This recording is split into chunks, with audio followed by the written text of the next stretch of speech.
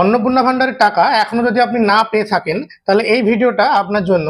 তো আপনারা বাড়িতে বসেই অনলাইন অ্যাপ্লিকেশন যেটা করেছিলেন সেটার স্ট্যাটাস আপনারা চেক করে নিতে পারবেন এবং জেনে নিতে পারবেন যে আপনার যেটা অ্যাপ্লিকেশন যেটা আছে ওটা অ্যাপ্রুভ হয়ে আছে না, ফর ফার্দার ভেরিফিকেশন আছে না, আন্ডার প্রসেস আছে না, রিজেক্ট হয়ে গেছে, সেটা আপনি বাড়িতে বসেই জেনে নিতে পারবেন।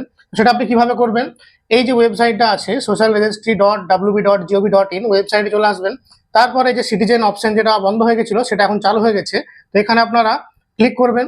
ক্লিক করার পর আপনাদের যেটা ডিস্ট্রিক্ট যেটা হচ্ছে ওটাকে সিলেক্ট করবেন। তারপর আপনার যে মোবাইল নাম্বার দিয়ে ফর্ম ফিল আপ করেছিলেন ওটাকে এখানে লিখে দেবেন। তারপর রিকোয়েস্ট ওটিপি দিয়ে ওটিপি যেটা আসবে সেটা এখানে সাবমিট করবেন। সাবমিট করার সঙ্গে সঙ্গেই আপনারা দেখতে পারবেন যে আপনাদের যেটা স্ট্যাটাস যেটা ছিল সেটা কি দেখাবে, এবং আপনাদের ধরুন যদি অ্যাপ্রুভ হয়ে থাকে তাহলে সেটা অ্যাপ্রুভ দেখাবে, যদি রিজেক্ট হয়ে থাকে সেটাও আপনার দেখাবে। এবং এখানে যাদের যাদের নামে আপনারা অ্যাপ্লাই করেছিলেন অন্নপূর্ণা ভান্ডারের জন্য তাদের নামগুলো দেখাবে।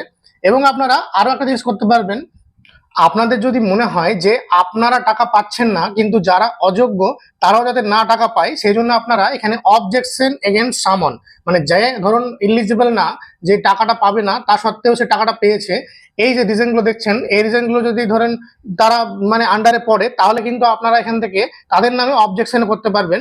এবং যদি আপনার অ্যাপ্লিকেশনটা রিজেক্ট হয় তাহলে আপনারা ক্লেম বাই অ্যাপ্লিকেন্ট এই অপশনে এসে আপনারা ক্লেমও করে নিতে পারবেন।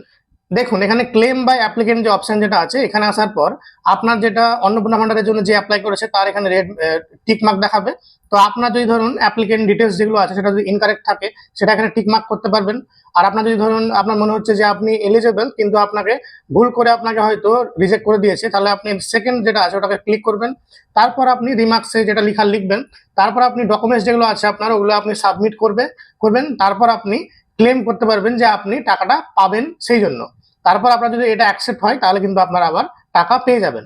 তো এই ভিডিওটা যদি আপনার কাছে ইনফরমেটিভ মনে হয় তাহলে আপনার বন্ধু বান্ধব এবং পরিবারের মধ্যে ভিডিওটাকে শেয়ার করে দেবেন।